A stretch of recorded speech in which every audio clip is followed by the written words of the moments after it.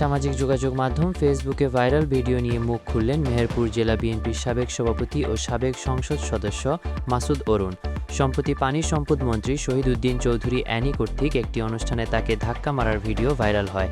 এ বিষয়ে মাসুদ অরুণ তার verified Facebook পেজে এক পোস্টের মাধ্যমে জানান, শহীদ উদ্দিন চৌধুরী অ্যানি আমার বন্ধু, আমার ভাই।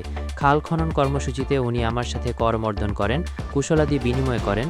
অতিরিক্ত ভিড়ের মধ্যে ধাক্কাধাক্কির এক পর্যায়ের একটা ভিডিও করে কেউ উদ্দেশ্যপ্রণোদিতভাবে আমাদের সম্পর্ক নষ্ট করার জন্য সামাজিক যোগাযোগ মাধ্যমে ছড়িয়েছে, যা অত্যন্ত দুঃখজনক।